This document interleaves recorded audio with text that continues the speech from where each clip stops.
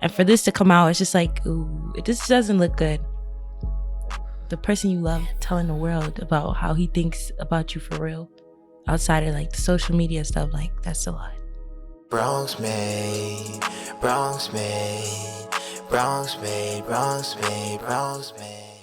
Hey, que lo que? Welcome to Bronx Girl at Heart presents Casa Confessions, where young bosses and creatives confess funny and harsh truths about their come up. I'm your host, Alanis. Welcome to the sixth episode of season 2. I'm super excited to see you guys again.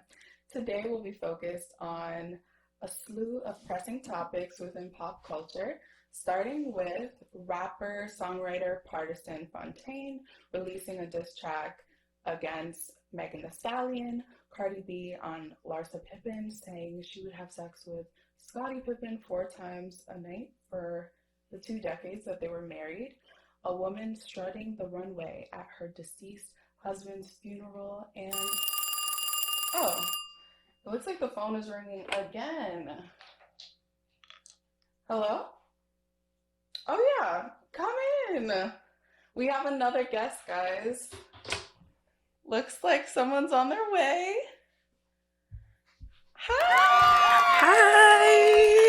Hi, Jada. How are you? Hello. So nice to meet you. Nice to meet you. I'll let you introduce yourself. So do you like to go by Jada or? Oh, hi guys. I'm the J-Way, but people call me Jay, Jada, whichever. Okay, perfect. What do you prefer me call you? Jay's fine. Jay is fine. Okay, and you are a choreographer, dancer. Yes. You're all over social media. I like to see your amazing moves dancing in Times Square. Yes. And all over our reels and TikTok feeds. Yeah. So explain to the people what dancing means to you and where they can find you. Oh, I love that question. Dancing is literally what saved me at the worst point of my life. Literally, it was the only thing that really made me happy. So yeah, like it's just something I used to communicate, to express myself, as I feel like a lot of other dancers do too. And now I've been able to use it as a source of income as well. So it's like, my passion is also my job and I love it. That's amazing. What are some projects that you're working on right now? Ooh, right now, actually. Or things that you want the viewers to go check out right after they watch this episode. So boom. I don't know when this episode's gonna drop. I don't know. We might form ready. It'll actually be later, because we're recording ahead of time, but it'll be in weeks. Okay, cool. So the main thing I have coming up right now is I am one of the choreographers for DWP Academy USA. We'll get into that later. But we are actually featured in this showcase called Cyberites. And we're gonna perform. It's like a whole bunch of choreographers and dancers and dance crews. They come showcase their choreography. Agencies show up. It's just a lot. It's a great way to network and get to see other people. And there's so many different types of dancers. So you have Afro, you have dance hall, you have they even had like contemporary crews one time, and it was beautiful. It's such an amazing experience. So is a lot of the dances that you do focused on African dance moves and Caribbean? Yes. When I first started dancing like professionally when at a young age, I was doing West African dance with this company called Batoto Yetu. I actually just came back from Mexico with them. It was crazy. Oh, yes. Mexico. It was like a family reunion. And then I got into Afro dance in college. That is what I mean, like when it saved my life at that time in my life. I started taking classes and I never stopped. That's really awesome. Is there anything else about yourself that you'd like to share with everyone before we get into our messiness? Messy. Not messy. I'm also a student, y'all. I'm a student. I'm in school studying media communications with a minor in marketing. It's stressful. Yes, clap it up for studying. When are you projected to graduate? And thank you for holding my Capri Sun LR. Can you just hold it for me? Thank you. Oh yes, next year. Not me saying the brand. We're gonna delete that until they pay me. Yeah. Anyways. Period. Yes, standing on business. Yes. So when are you projected to graduate again? Next year, hopefully, because you know how school be. Yes. Yes. Hallelujah. I'm wishing the best for you on that journey. Thank you. Yes. Hallelujah. Okay. Now we're ready to get into the messiness. Now that we know who Jay is, we ready to get into it. Oh. A few reminders before we get into some trending topics that I mentioned earlier. Casa Confessions podcast is currently on all social media platforms. So find us on YouTube, Facebook, Instagram. We're on Threads. And we're literally everywhere at Casa Confessions podcast. And then you can follow me on Twitter at @big_Alani, where we can keep the conversation going. Please make sure to leave a rating and review wherever you consume this content, and also subscribe to the podcast on YouTube and follow on Facebook. We're everywhere. Like, please, support, guys. And with that being said, we will start with today's trending topics. So, rapper, songwriter, Partisan Fontaine, I hope I'm saying his name right, released a diss track against or towards Megan Thee Stallion, our queen. And in the song, he says a lot of crazy things. He kind of blows up her spot a little bit. He says that she lied on Gayle King. I don't know what he's talking about, lying about, whether it's the Tory Lanez situation, like in terms of getting shot, or the fact that she said she wasn't in a relationship with Tory Lanez, but people think she was. Mm-hmm. So perhaps he was alluding to that. He also responds to the claims that Megan made on Cobra, saying that she caught her former boyfriend cheating on her in the bedroom where she slept in. And he says that that's a lie in the song and that he didn't cheat on her in the bed where they laid. And he also said that she got lipo, allegedly, and then started working out, so that her, kind of making it seem that her recent fitness journey was due to plastic surgery and not her own efforts. What do you think about this? That's really a lot. I know. I'll just share my thoughts on this. I think, first of all, he's a rapper and songwriter. Partisan Fontaine has been known. A lot of people say he's Cardi B's ghostwriter, but he's just a writer. So he's been around for a very long time. And I think as a rapper and as an artist, you have the right to use your music as an outlet to express your thoughts. I do think him saying that she lied on Gayle King was like a low blow to say. A low blow. Because now those people that already question her legitimacy when it comes to whether she got shot or not, that's kind of like adding fuel to the fire on that. What do you think? I don't know. I just feel like that whole diss, because I actually heard it. Yeah. That's the one thing I did hear. Okay. I want to hear your thoughts, but let's play it too. Okay. Let's get started and see. I have it right here. Whole time I'm a clown in the circus. I tried to pull you up out the mud. Here you are trying to drown me on purpose. You know the devil was a serpent. Put some streams and views, cause I hope it was worth it. Same for Megan Thee Stallion. This is for Megan Thee. God treated you like a had me beefing with cause you know you was beautiful girl, but your soul is disgusting. You got everything, but you still ain't happy. That should be showing you some. Hide detectives, girl, you the feds. Not in your house, not in your bed. You lying to people, you sick in the head. Ooh. So now that we heard that, what are your immediate reactions? I was just shocked. I'm just like, because, with the media, like social media, and you see relationships, like he was so in love with her on social media and all that stuff. And after finding out about the cheating situation, like, I don't know what to believe at that point. And it's just like, for him to come out and have to say all this, it gives me a lot of question marks. And already the Tory Lanez and Megan situation was really weird and fishy. And even now, Tory is trying to find a way to prove his innocence. I saw like something on the news, like my app, Apple News, and it was talking about how Tory was basically saying like the DA or one of the prosecutors, they were withholding evidence or something like that on purpose. Yeah. So that could have possibly helped him like win his case. So I was just like, oh. And for this to come out, it's just like, ooh, it just doesn't look good. the person you love telling the world about how he thinks about you for real, outside of like the social media stuff, like that's a lot. Did this make you question Megan's legitimacy? Did you always question her legitimacy? Like, what In were the your case, thoughts? Yeah, like, what were your thoughts in terms of Megan and her situation with Tory Lanez before hearing this, and how did it change after? honestly, like just seeing Megan and Tory when it first happened in COVID, I thought they was together. I'm You sorry. thought they were dating? The way that they were with each other, I don't know. But that's just me assuming though, like just looking outside looking in.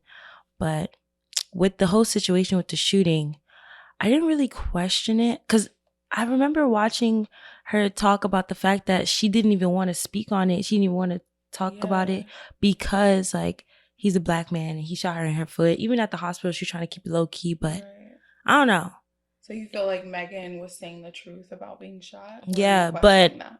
the questionable part was like her best friend. Right. Ooh, I hit this. I'm sorry. It's okay. But yeah, that was the only thing. Like she probably did get shot, yeah, but everybody was lit. So Right. you know, Whew. it's a lot. Yes, it's a lot. Golly. When listening to the song, one of the things that just hit me, how he says, like, he calls her disgusting, like her soul is disgusting. That was a lot. Having an ex tell me that my soul is disgusting would hit me hard. I'm like, damn. Bro. I mean, you could come for a lot of things, but I think when a man comes for your soul, that's a lot. That's a lot. That what? Right, like just call me a whore. Don't say my soul is disgusting. Not whore. Just call me a whore. Just somebody you once, like the fact that like somebody you once were with, you loved, you were showing so much affection to, like this is your person at one point. And like for it to switch like that is crazy. That's hurtful. What about Megan saying that Partisan, her ex, cheated on her? Well, people took the lyrics from the song Cobra that Megan recently released, and they believe that she's talking about Partisan, saying that Partisan cheated on her. I didn't really see that on social media. I don't even follow the shit really out. I had to block it because it's too much. It's too much. But I know it was something with Jada Kingdom or something like that.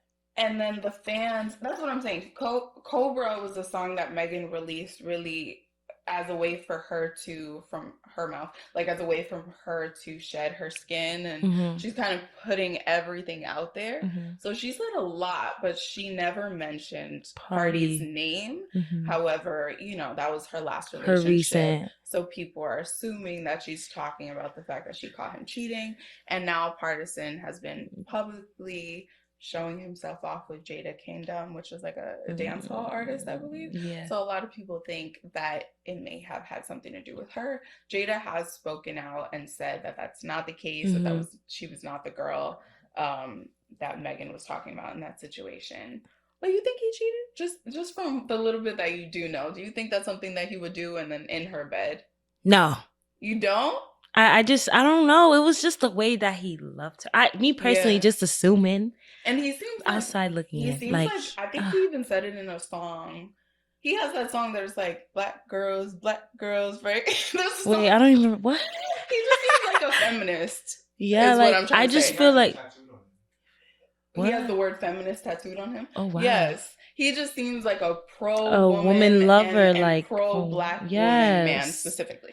That's insane. I don't know. That doesn't mean that men that are like that can't fall short. Exactly. You can't put it past anybody. But I just me looking at it, I wouldn't even believe that. I was shocking to me just hearing it. Like I was like, wait, he what? Yeah.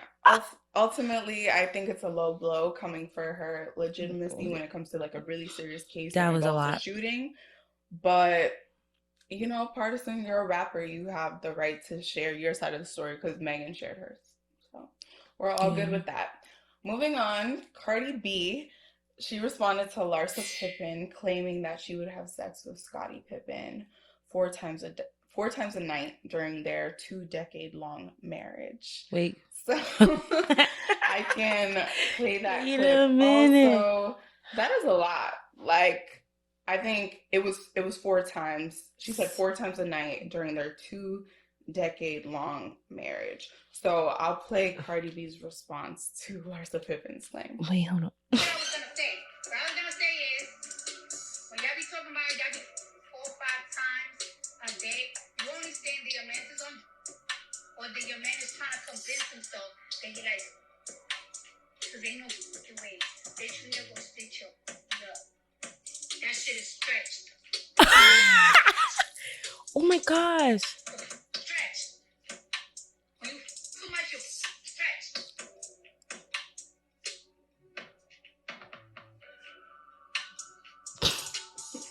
Damn. So we'll end it there. Yeah, so Cardi basically said that if you're having sex that many times a night, that either your man is on drugs or he's trying to convince himself that he likes women, so he's gay, or you have issues and your vagina is too loose. I'll be damned. Before I share my thoughts, what do you think about that? 4 times a night is I'm sorry. 4 times a night is a lot. That is a lot. I mean, For 2 decades. oh my gosh. What type of stamina? Right, and that don't hurt. And we're much younger than her. Yeah. Not even for her age. No, really, but we just saying like, I'm 24 and I can't even do that. So, right. No, let me stop. But like, that's just, I don't know. Why Cardi B came for her though? That's their dynamic. Because I think sometimes when people are married, and let's say Offset, I don't think this is Cardi and Offset situation, but let's say now you got your man looking at you like, you see, she could do 4 times a night. Why don't you do 4 times a night? Oh, hell no. Don't look at that, baby. You're not married to her. Like, No. it's like, men always want more. Yeah. Men always want more. So then when you hear women come out saying like, oh yeah, I have sex 4 to 5 times a night, they get ideas and they think this is possible. They're like, oh, she could do it. Why can't you do it? Sometimes the men be the ones done after the second time. Right. I don't think every man can do 4 or 5 times a night. Yeah. Like, what does this make you think about Scottie Pippen that he's able to do 4 or 5 times a night for so long? I don't know. That's scaring me. Like, do you feel like that's some type of sex addiction? I don't think it's, but like, is it every night? It's not once a week? Like, y'all done for the week? What about during your menstruation? Oh my, no. She's probably, I hope she's not including that. Because she said a night, no restrictions. And she was pregnant multiple times. So when you're pregnant, even in the 8th month, when you're on your deathbed. That is very much giving like addicts. Yeah, that's crazy. But it's a bit weird. To her defense, to give another side to it, like Scottie Pippen, he's a top basketball player. They have groupies and everything like that. And if it wasn't with some of these men do want sex that much. And that's why when they go on tour or when they're going around the country playing these games, they pick up a girl. They might pick up 1, 2 girls a night, have sex 4 or 5 times a night. And maybe to Larsa's defense, she's like, I'll do it. I'm your wife. I'll do it. You don't have to cheat on me. You shouldn't feel like that in a relationship, though, that you have to compromise your vagina to, Maybe she wanted it. Maybe she did. That's probably their dynamic. Maybe she loves that. Like, that's her. She probably is the one asking for it. You never know. 4 or 5 times a night is crazy. But I just feel like, I don't know, that whole, I'll do it so he doesn't cheat on me. No. You better leave, Bookie. If you don't have that trust. Don't you feel like if it's good enough, you'll need like a day or 2 in between to like reflect? That's I'm saying. To like think about it and to heal. Yes, healing. Like, oh my days. A little refresh. Don't you want to miss it a little bit? Yeah, like give it time to let the sexual tension build. There was no tension. There was my gosh. It was going at it. I don't know. Maybe this is TMI for y'all, but like even just me, like after, like I'm not gonna want it the next day. I kind of want a little break. Like let me, That's what I was thinking. Relajarte. You need a refresh. You need a break. You need to think about it. You need to want it again. You're not even giving yourself time to want it. I have to miss you, boo. Like I need time. Listen, but she maintained that marriage for 2 decades, so maybe we have to take note. Are they still together? I don't know anything about them. No, she moved on to Michael Jordan's son. Oh. Yeah. Okay. Anyways. Okay, on to more local news in the tri-state area. A woman struts the runway at her deceased husband's funeral. So, New Jersey model Erica L. Carrington turned a funeral into a catwalk when she walked towards the casket in a runway catwalk style fashion. to her deceased husband, who Oh. was fashion designer Bernice Moore. Okay, so And she was the model. He was the fashion designer. yeah, it was an open casket viewing on November 10th. And this video was going around where she was just strutting. She was just strutting I need towards to her see man. this. Yes, What? I could show you the video. Cause She was serving, and I was so confused because obviously it was posted like without context, and I was like, what is going on here? But then I read into the situation, and that was her way of honoring her man. But yes, let's look at the video.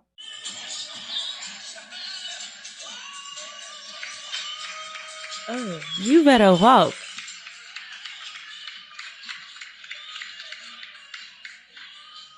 Oh, that is honestly beautiful. If you And then and she blows a kiss. Yes, listen, honey. I've seen videos where it was actually disrespectful. Like they wore the biggest like gown or something to like send off their husband in like a hateful way, like in like I hated you. But this, Like I couldn't wait for you to die. well, this one has a beautiful undertone to it. Like he was a fashion designer, that's a model. Like that is literally right in their niche, and it's so like I don't know if she's wearing him though. That would be fire. Yeah, if she's wearing his design, His that would be design. cool. But wow, So you that's think so it's sad. a compliment? She wanted to honor him, Yeah, and it seems like something he would have wanted if he was a Yeah. fashion designer. yeah. Okay, but when I was watching it and I didn't know the context, I thought this was just part of this trend that I've seen growing, where people use a funeral as like a Met Gala for themselves. Oh no, Yeah, I have not seen that. What? Yes, there's been this trend lately where like celebrities, I think Young Miami caught fire like earlier this year because she was just posing at a funeral, strutting. I think people are getting more and more vain, in the age of social media. So Yeah. people use funerals, all opportunities. A to funeral is strut. actually insane. But the context of this makes sense. But like, if you just come on, what you doing? I do think culturally it depends on the family, the way Mhm. people approach these type of ceremonies. Because Yeah. sometimes it's not a funeral. I know there's a homegoing celebration and things like that where people, it's more so like a celebration of life. Yeah, I've been to that, but I've never been to anything like that. But homegoing is like it might be the day before or the day of the funeral. okay. But So do you feel like this is something more in line with we that, like were- celebrating life? it was not giving like crazy fashion show though. It was just like a celebration. We had all the person's favorite foods. We played their music. We wore their favorite color maybe, but fashion show. Yeah. That's crazy. Like it wasn't like really an excuse for us. It was really like a celebration of that person. It wasn't about us, Yeah, but like let's say you're a dancer, Mhm. so when your time comes, hopefully it's not soon. God It, forbid, it please. comes for everybody. Would you want people doing like TikTok dances in front of your casket? Oh, I don't even want to speak on it. I don't want to Let's speak that not into talk- existence. Let's not talk God about it. Let's not forbid. talk about it. But a lot of people like talking about this stuff. Yeah, I've heard people say like, I want you guys to wear like, if you live before me, whatever. Like people say like they want them to wear a specific color, like. Yeah. But I feel like your family should know what you about, and they're gonna know how to celebrate your life. Yeah. Based on how you lived it. I agree. People are entitled to honor their loved ones in the way that suits them. like your loved one the best. You're gonna know what they wants. I agree. Okay, next, Yusuf Salam. He was a part of the Exonerated Five, and he recently earned a New York City council seat in the recent election. So we're gonna clap it up for that. That is beautiful. That's God bless him. Really beautiful. To give context on that, Mr. Salam was one of the Exonerated Five, also known as the Central Park Five, they were a group of young teenage men that were wrongfully convicted of rape and assault of a jogger in Central Park in 1989. And there's actually like a Netflix biopic about it. I think it's called When They See Us. Yeah, When They See Us. So if you guys don't know about Yusuf Salam's story, that's definitely a good place to start. And I'm just really happy personally. I think this is a full circle moment. I think it's really inspiring to people in New York that have dealt with, I guess, with the prison system and stuff. It's cool to see someone being able to turn their life around. And a few things that I have here about Yusuf Salam's politics is that he is a prison abolitionist. So he believes that, prisons should eventually, maybe we should seek other forms of justice. I'll just put it that way. And it's really cool to see that someone with those beliefs is representing New York City in the council, and he's representing Harlem specifically, which is the district that he grew up in and the one that he was arrested with in the Central Park case. Sheesh, that is beautiful, because a lot of the times men who are wrongfully accused and they go to jail and they come out, not all of them have are lucky enough to like have their records erased. Yeah. And so they have to live their lives even though they didn't commit the crime and have problems like getting jobs, finding apartments, things like that. Even some who like were wrongfully accused of rape and released, now they have to register as a sex offender. And like, a lot of times people don't want that in their neighborhood. I think I read a story on that too. Like people in the neighborhood kind of were like fighting back against the person moving in or something like that. I had to find it. People have issues with even being associated or in the next block as someone that committed a crime a long time ago. And a lot of times, as we know, the justice system isn't always correct. So sometimes people are registered or they have it in their track record that they committed a crime, but maybe they were wrongfully convicted or wrongfully accused, like the case. And back then, there was a lot of colored people, people of my race that were, wrongfully accused. For the people that don't know about the Central Park Five, like all of these young men were definitely of color. It was Black and a Puerto Rican man that was in there, and it was just, they were wrongfully accused, they were profiled. And Yusuf since then has made a career of going around. He's been to different colleges. I actually got the chance to see him speak in my college, and he shares his views on the prison system and what went wrong in his situation and his hopes for the future of New York and the prison system in general. So I'm very happy to see that he's walking in his truth and on this journey, and hopefully he can make some real change. Yeah, especially advocating for the abolishment of prisons, because let me tell y'all, I was taking a class on like U.S. social movements, and they talked about like, we read Freedom is a Constant Struggle. And Angela Davis was basically talking about this security company called G4 or G4S, something like that. And like they basically are private security, and they have private prisons, and like it's like people are getting paid from having people in jail, and it's insane to me. Right. Like you can invest in something like that, Right. And I think people get scared when they hear the term prison abolition. Like it's not no justice from what I've learned. It's just finding ways to take out of the money that we're putting into prison, which is essentially just like a holding hell for people, and using that as a way to like reinvest into the community so people don't have to end up in prison. It's scary. It's so sad too. Yeah. But I'm not saying like, people who commit like murders and all that stuff, like they, but it's just like we need a more refined prison system where. Yeah. And a lot of the people that fight for prison abolition still believe in justice and still believe in some form of punishment. Some people need punishment, but people also need rehabilitation. And people need resources, people need jobs. So it's about looking at the full picture. And it's really interesting that Yusuf Salam is the one in this position, because even in the movie, if you guys see when they see us in Netflix, he was always like, in the movie, he seemed to be the one with like, I don't know how to explain it, like the one on the most straight and narrow path. And his mom knew all the laws. His mom knew all their rights and stuff, and he still ended up in jail and in a really bad situation. Wow. So it just goes to show that it can happen to anyone. And a lot of people would end up traumatized and just hiding away. But it's really cool how he's able to process his trauma and just like fight back in a healthy way, in a positive, progressive way. Okay, moving on. There is a preacher that was he was reposted by Mark Lamont Hill on his Instagram. There's a video of a preacher comparing Jesus to a stripper. So I don't know where you fall when it comes to religion, but I would love to hear your reactions on this preacher's sermon. Oh, yeah. To prove to you who the first person was that made it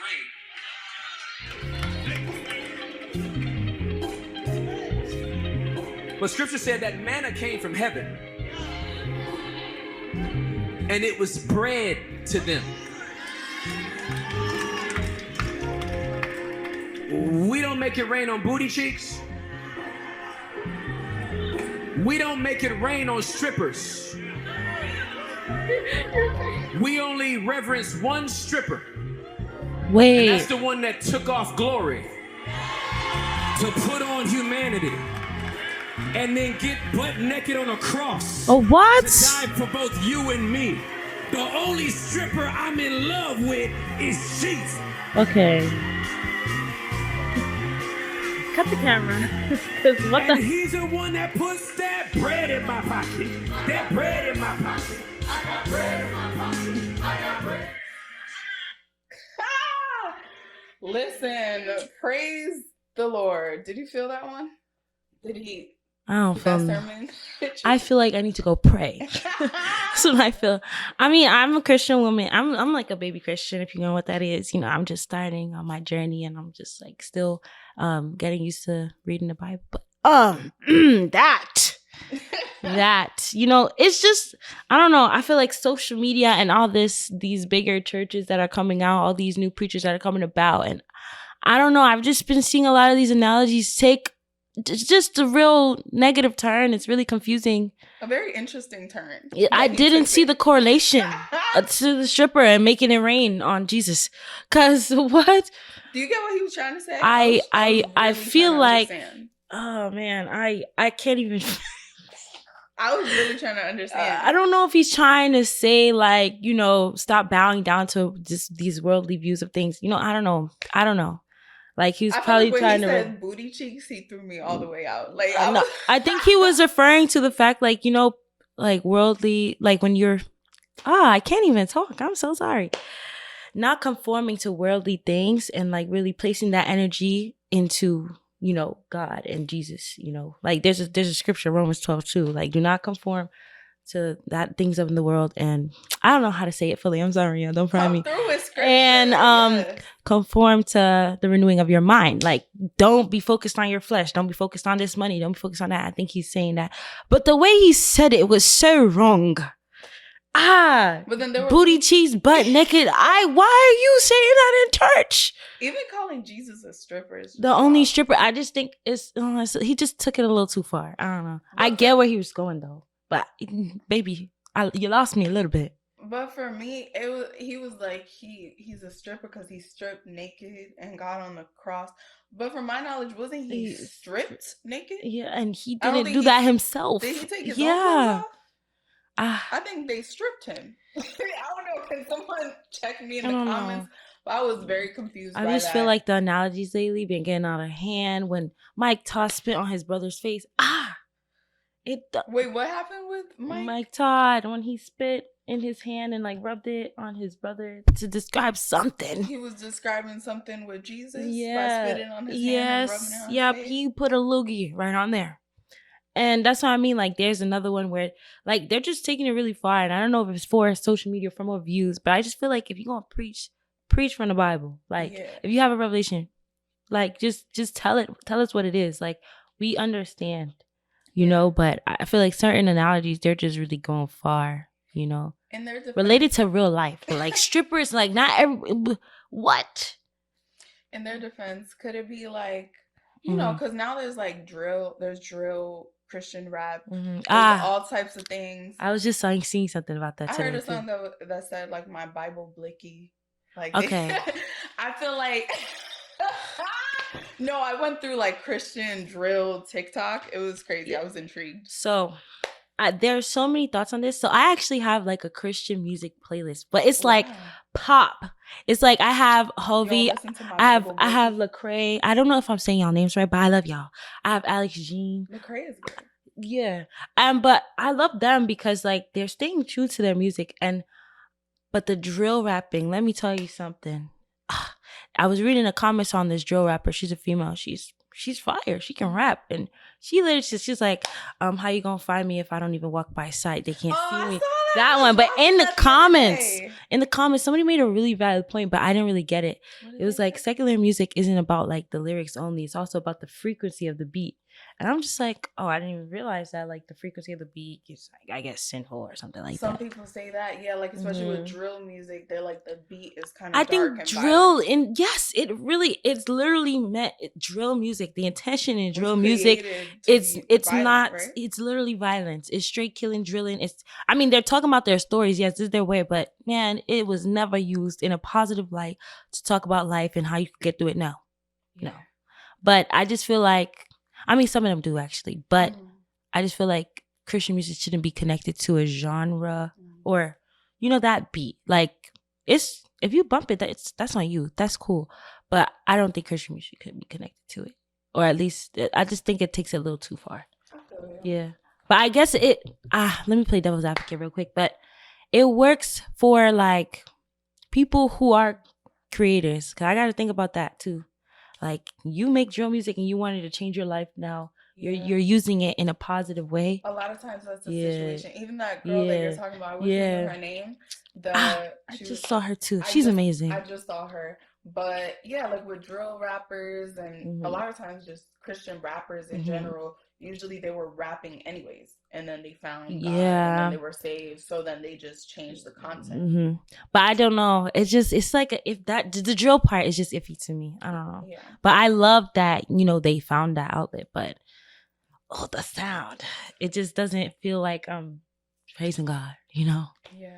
Well, going back to the preacher's sermon about Jesus being a stripper that Mark Lamont Hill reposted on his Instagram, the reason I got into like that drill music and Christian drill is because I think it's just part of like modern society. Preachers are trying to find a way to adapt. And now marketing and social media, a lot of it is driven by clickbait and by we live in like a headline based society.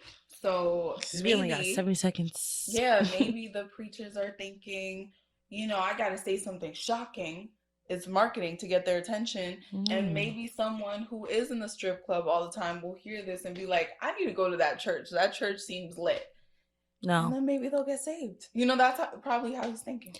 I really like, if you believe in God, then you know what God can do for you. If God has put the conviction in your heart to preach, he is going to bring people to you to preach too. So I feel like, have to do all these antics. God will do it for you. If you believe that, then Like, people are going to come. Like, not every church is meant for you. Like, the one thing about it, if you're a Christian, not every church you can go to, not every church is going to speak to you. You have to find your own. But that clickbait stuff is like, I don't know. It's kind of deceiving. Like, it might help. It might bring people to you. Maybe people can relate to that strip stuff, But also it might drive people away because it's like, this doesn't seem like, I don't know. Does that make sense? Am I making sense? I agree. I think trying to be too modern dilutes the effectiveness of religion, in my opinion. I do feel like people don't want their religion to be too modern at the end of the day. I don't think people want religion to be too modern, really, if you think about it. Because the whole thing of religion, I feel like people want it to be almost like better than them. Almost like, I don't know how to explain it. Like, when you go to church, I think you still want to stick to a little bit of tradition. You don't want to feel like the preacher's too much of your homie. Like, I don't know. I think there's still a part of church in general in religion, that's kind of like, Mm-hmm. I don't know if this is a good comparison, like a Santa Claus effect. Like, Yeah. you still want to feel... You want to feel like there's some kind of authority there. Like, there's some people you can look up to, I guess. Yes, you want to feel like it's something that you can reach toward, something to reach for. Yeah. You don't want to feel like they're on the block with you, like you could drink with your preacher, like you could be at the strip club with your preacher. Maybe some people might, but I don't think everyone does. So I'm a part, I mean, I get it, but it's just like modernizing doesn't necessarily mean you have to like bring it. I don't want to say bring it down. I'm trying to find the words, guys. This makes me nervous. I'm sorry. But I don't know. I just feel like you don't have to take it too far. Modernize it could just be like, for example, the preachers dressing like themselves. That's modern to me. Like you being your complete and whole self. I love that. You know, I don't, you don't always have to see a preacher in a suit. He's a person just like you, just like Jesus was a person, just like us, you know, but still being true to the word of the Bible. Like the Bible technically is modern. It can, as long as life is going to be, somebody in 2052 is going to relate to something going on. There's going to be things happening in the world that happened in the Bible already, you know? Yeah. But I was just researching the church because I think I saw I believe it's one of the sections of the Lutheran church. I think it's like it might be the ELCA or one of them. But basically there was like a sparkle prayer. What's that? That I saw. And essentially, let me see if I find it pulled up. But it was so ELCA congregation confesses the Sparkle Creed. And this is essentially like a prayer that was modernized. And I can play you the Sparkle Creed, and this is an example.